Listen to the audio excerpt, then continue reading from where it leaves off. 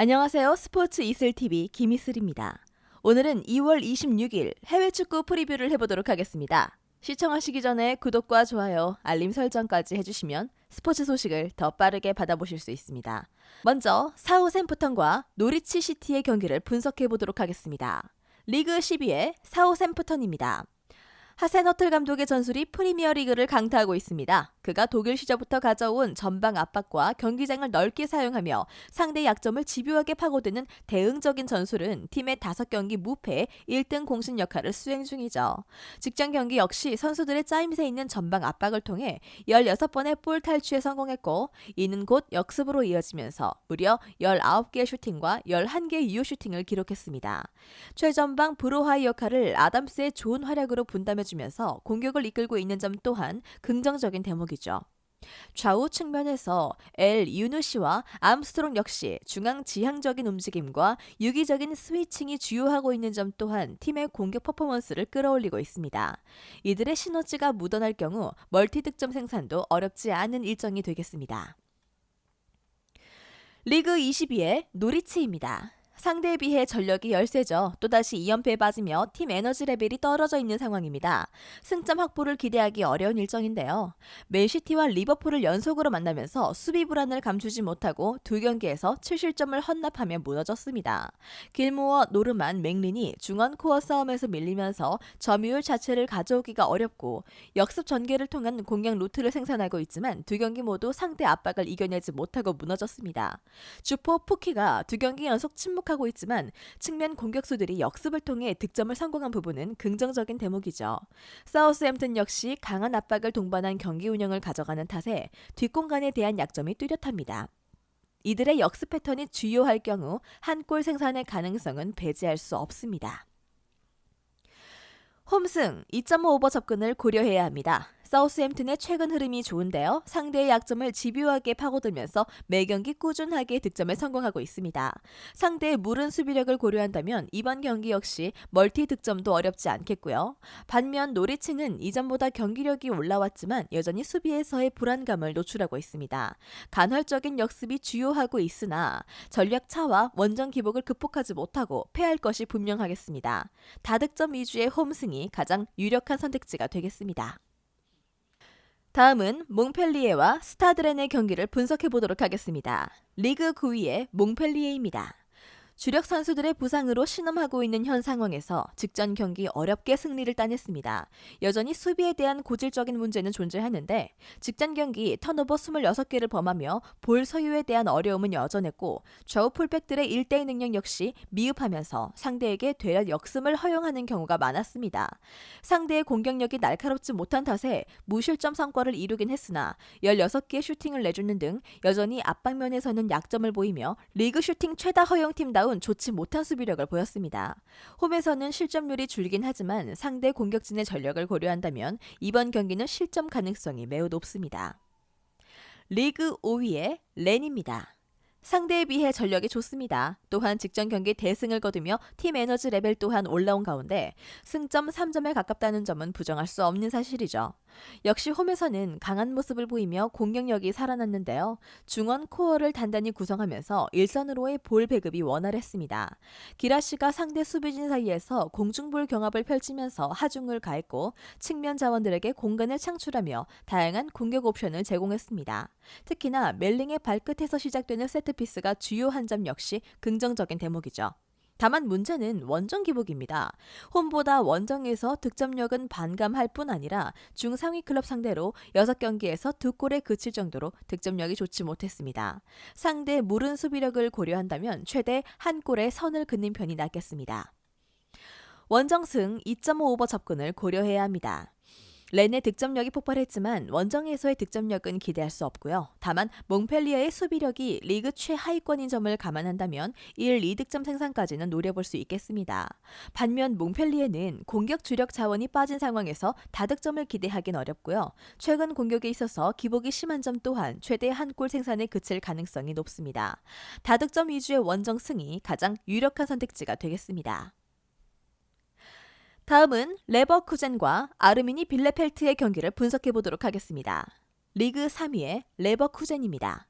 직전 경기 마인츠에게 패배하며 5경기 무패 행진은 물론 4연승에도 제동이 걸렸습니다. 상대에 비해 전력이 좋고 홈 2점까지 안고 있지만 전력 누수와 수비 불안으로 승점 3점 확보에 어려움이 점쳐집니다. 공격진에는 초비상이 걸렸죠. 팀 내 최다 득점자 슈크가 종아리 부상으로 3주간 이탈합니다. 팀 득점에 20골을 득점하고 있을 만큼 그의 영향력은 상당하기에 공격진에 있어서 무게감이 떨어질 수밖에 없죠.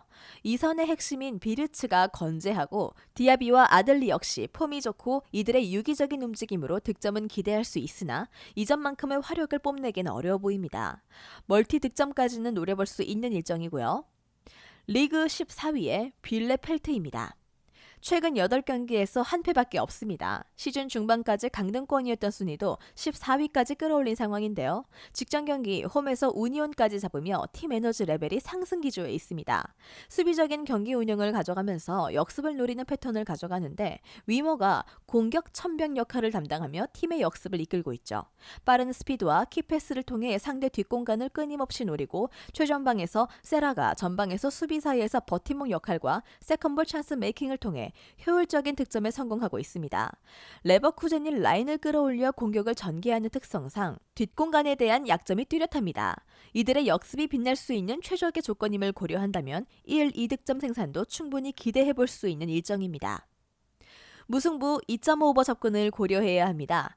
레버쿠젠의 핵심 주포 슈크가 빠지면서 공격진의 무게감이 떨어졌습니다.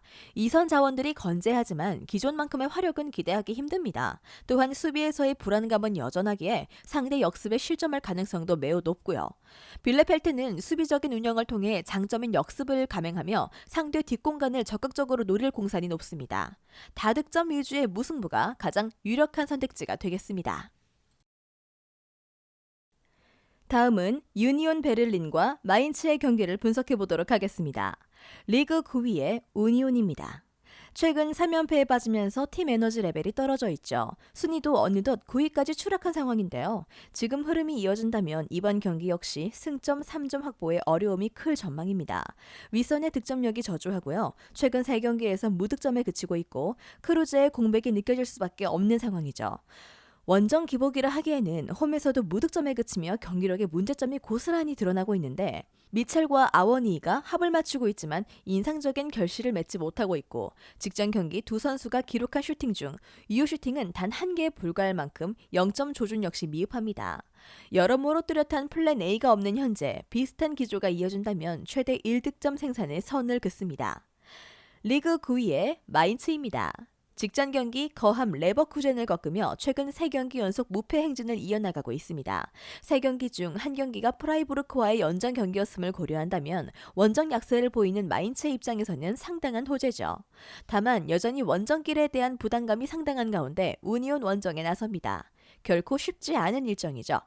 공격에서의 성과는 좋습니다. 최근 6경기 연속 득점에 성공하고 있고 직전 경기는 3골을 득점하며 윗선의 공격력이 돋보였죠.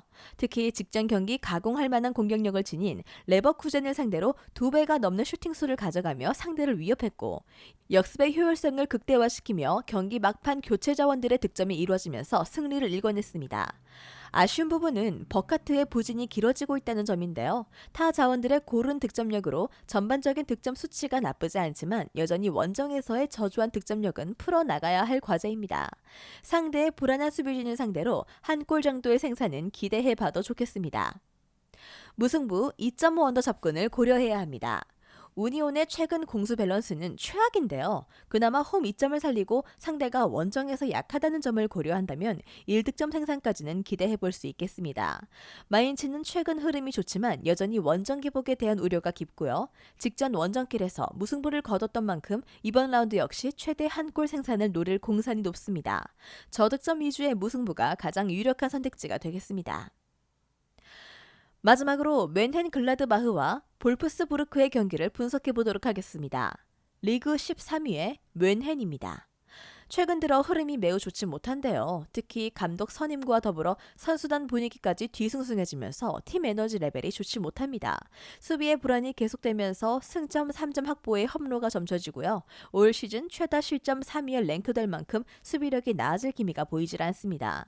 프리드리히 긴터가 버티는 수비진은 기민한 라인 컨트롤과 대인 마킹에 있어서 잦은 실수를 범하고 있고 특히 고질적인 측면 수비에서의 약점은 여전하고요. 중원 역시 자카리아가 빠지면서 코어 조직이 허물어지면서 적절하게 1차 저지 역할을 수행하지 못합니다.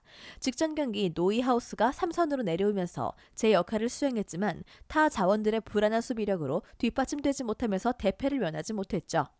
최근 홈 5경기에서 모두 2골 이상 실점을 내줄 정도로 수비 라인이 붕괴되어 있기에 이번 경기 역시 실점 허용은 불가피합니다. 리그 12위의 볼프스부르크입니다. 최근 흐름이 나쁘지 않은데요. 이전 경기 호펜하임에게 아쉽게 패배하긴 했으나 이전에 좋지 않았던 경기력에 비해 많이 회복되면서 이번 경기 역시 선전을 기대해봐도 좋겠습니다. 베르호스트가 떠난 자리를 위해 영입된 윈드가 직전 경기 데뷔골을 터뜨리는 등 두 팀 합쳐 최고 평점을 받으며 드디어 팀에 녹아들었습니다. 상대 수비진 사이에서 끊임없이 하중을 가했고 버팀목 역할과 연계까지 충실히 수행하며 6개의 공중볼 경합과 4개의 슈팅 중 3개를 유효 슈팅으로 가져가는 등 공격에서의 활약이 돋보였습니다.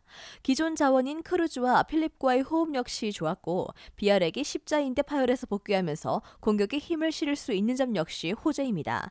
이들의 시너지만 묻어나와도 무득점에 그칠 일정은 아닙니다. 이번 일정의 메인 선택지는 -1 핸디캡 패입니다. 최근 웬헨의 흐름이 좋지 못한데요. 특히 수비 불안이 지속되면서 매 경기 실점 허용은 당연합니다.